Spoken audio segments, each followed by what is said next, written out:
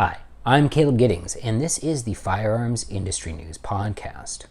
On today's episode, we're talking about a subject that's very important to me as someone who teaches both military shooters, law enforcement shooters, and armed citizens.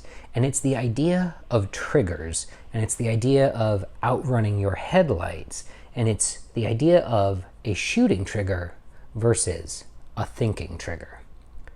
Now, before we get started with today's episode, I want to remind everybody that we do have new merch for sale. You can get our merch at teespring.com/stores/garbage-apparel. And we have a new shirt taking the wise words of a great man, Mark Anthony, and translating them into today's language. Stay strapped or get clapped. All right, now on to today's episode. And when we're talking about things like shooting triggers versus thinking triggers, the reason this has come up is because people have noticed that I have been using double action revolvers a lot, that I was shooting a DAO double action only Beretta for a while. And I made the comment that I like these guns, especially for civilian applications, because they have thinking triggers. And what is that? What's a thinking trigger? What's a shooting trigger? Why are these things important? Well, the reason they're important is we want to go to this idea of shooting faster than your headlights, or outrunning your headlights. It's a term that we borrow from the motor racing world, from the performance driving world, where someone is driving so fast that they're driving faster than their headlights can illuminate the road in front of them, and that they can react to that. And the same thing applies in shooting. And you see this happen from time to time in law enforcement shootings, in armed citizen shootings, where someone will get shot, and they'll get shot a couple of times in the front of the body, and they'll start to fall down and turn away from the person that's doing that shooting. But the person who is shooting at them is just shooting as fast as they can hit the trigger, which is faster than they can assess what's happening. And so what'll happen is they'll get like 2 rounds on the front of the person, another round on the side of the person, and then 2 or 3 rounds in that person's back. And this isn't an uncommon occurrence. This is something that Massad Ayoob has talked about in some of his old articles in American Handgunner, where he broke down shootings and explained why things happened the way they did, and why, for example, someone getting shot in the back isn't necessarily an indicator of bad intentions by the person doing the shooting. So fast forward many, many years later, and I'm talking to Daryl Bolke about thinking triggers versus shooting triggers. And I do want to be clear, that is phrasing that I have taken from him. Like, he was the one who said that to me first, and I like it a lot, and I like it so much that I have adapted it, because all good instructors are thieves. But anyway, back to that concept. So what are we talking about, all right? So let's get into this idea of outrunning your headlights. First, you have to understand how fast human beings can react. So an exceptionally well-trained person has like a 0.25 reaction time to visual stimulus, all right? An exceptionally well-trained person can have like a 0.3 reaction time to audio stimulus. I was out on the range earlier today working with an AR doing up drills, and I was trying to see how quickly I could go from looking over the top of the sight, so the sight isn't on the target, to taking the safety off and firing 1 round to get a hit. I practice a lot, and my fastest time was a 0.38. Now what that means is that's about the amount of time that it takes me to react to the beep, realize that the beep is my signal to go, take the safety off, bring the gun online, and fire 1 round. So let's say that the average person's reaction and assessment time is 0.3 seconds, all right? If you're shooting a gun with a shooting trigger, as fast as you can pull that trigger, you're in the 0.2 second range for your shot-to-shot times. Let's say you're not a really well-trained person and your reaction time is 0.4 seconds, or maybe it's 0.5 seconds. Now you're looking at the possibility of 2 to 3 rounds that you've fired before your brain has been able to react and process what's going on. So that's what we're talking about when we're talking about outrunning your headlights. It's you're shooting so fast that you're hitting the trigger faster than your eyes can see and your brain can process, and your brain can send another signal back to your finger to stop pulling the trigger or to do some sort of action. That's outrunning your headlights. That's shooting faster than your processor speed, or whatever it is you want to call that. Now, if I'm doing that on the range as part of a training exercise, that's not a bad thing. The worst thing that can happen is I'll throw a miss, or I won't get as good a score on a drill as I want. If I'm in an actual shooting, if I'm defending my life or defending the life of someone else and I do that, that can have extreme negative consequences, because I'm shooting so fast that I'm not seeing what's happening anymore, which means I may shoot somebody more than they need to be shot. I may miss the thing that I'm shooting at, and there's really no, and to borrow another phrase, as Tom Gibbons said, there's no such thing as a miss. There's just unintentional hits. Every round that I fire hits something. It just might not be the thing that I've aimed it at or wanted to hit.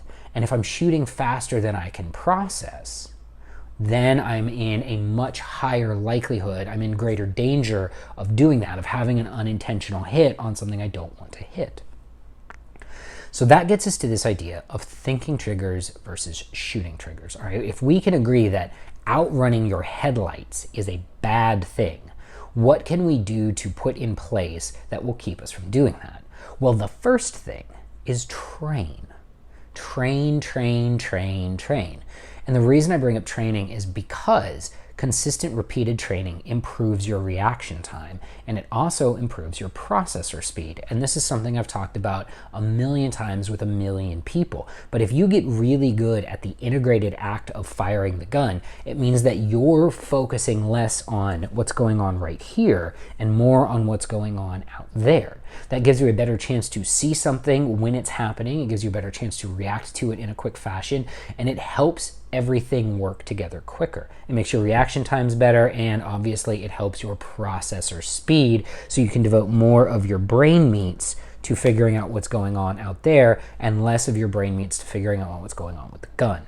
That's important. So the very first thing you can do is train. Please, for the love of Pete, train.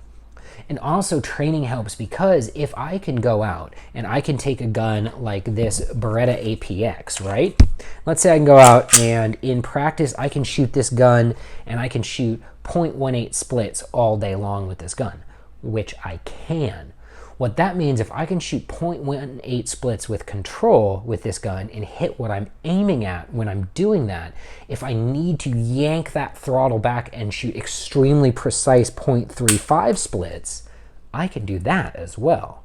So training is the number one thing that we want to do if we want to avoid outrunning our headlights when it comes to shooting. But there is another option, and when coupled with training, this works really, really well. So this is, now we're going to get to it, the idea of thinking trigger versus shooting trigger. Back to the Beretta APX.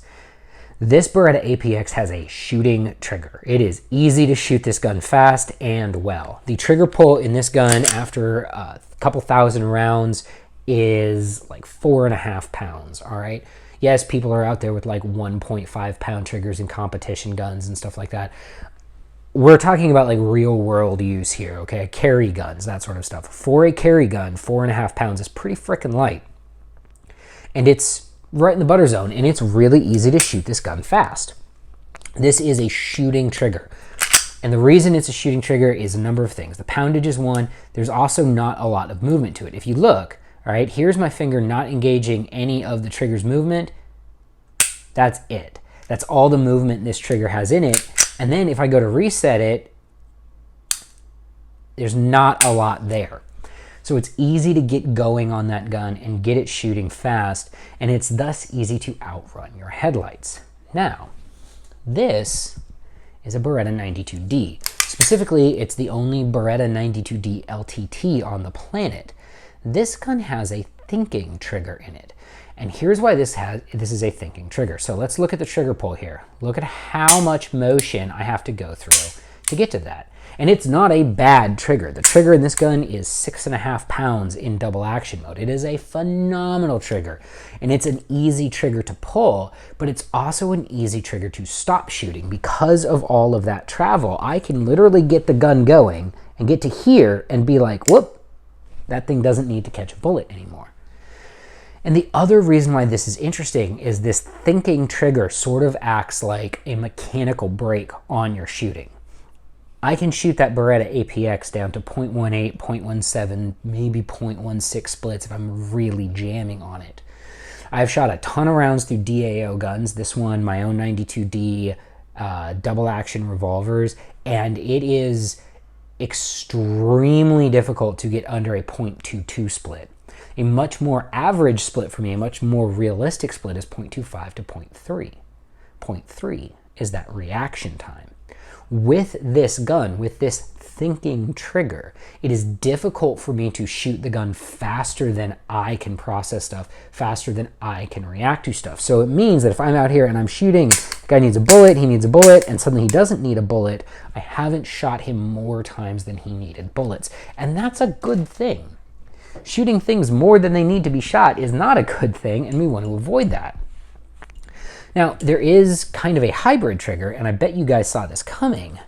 The DASA system, as exemplified by this M9, is kind of your hybrid, because with that first shot, you can be holding it, you can go, all right, somebody needs to be shot, and they got shot, or somebody needs to be shot, and you know what, they don't need to be shot anymore. The nice thing about a DASA gun is it goes from a thinking trigger shooting trigger really easily. After that first shot, after that first shot, the gun becomes much, much easier to shoot. And again, it's very easy to slap one of these triggers very quickly down into those 0.15, 0.16 splits. So what's the point of all of this? The point is that you should be practicing, obviously. But the idea of a thinking trigger versus a shooting trigger is one that's worth exploring for a lot of people. And I think a lot of it is because in the internet age, in the Instagram era, there's so many people out there who are just throwing down crazy fast bill drills or single shot draws, and it looks very cool on Instagram. And some of it is practical, certainly. Having a fast draw from concealment is absolutely practical and absolutely a skill that is worth taking your time to develop. However, is it realistic to be out there constantly practicing shooting the gun absolutely as fast as you can? Not really, especially not in a civilian context or even a law enforcement context as well. The idea here that we want people to think about is, are you thinking when you're shooting, or are you just shooting? And I like thinking triggers. I like them for law enforcement. I like them for people who carry guns professionally, and I like shooting triggers. I also like them for law enforcement, and I like them for people who carry guns as civilians. I'm not making this video to say that one type of trigger is better than the other. Obviously, shooting triggers are great because they're easy to shoot well. And thinking triggers are great because they force you to be more engaged in the process of taking a shot, and they help prevent you from maybe taking a shot that you don't want to take. There are positives to both, there are drawbacks to both, and all I'm trying to do today is give you a little bit more information to help you make your choice. And if you want to ask me what am I carrying, the problem is I get paid to carry guns, and so my carry choices sometimes aren't really relevant. I have carried a Beretta 92D, I'm carrying an APX right now, and next week somebody may be paying me to carry something else. That being said, the gun that I have carried the most in my entire life as a civilian is a double action revolver, which is the definition of a thinking trigger. I'm Caleb Giddings. Thanks for watching, and thanks for listening.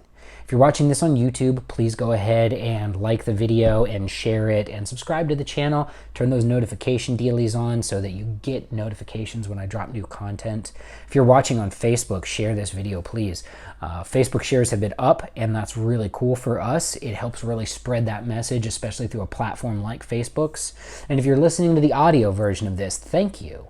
My iTunes metrics look great because of you guys. I will be back hopefully next week with some more episodes. I'm on active duty right now when you're watching this, which is why my hair is so freaking short. And I recorded this before I went on. But thanks everybody for watching and listening, and I'll see you next week.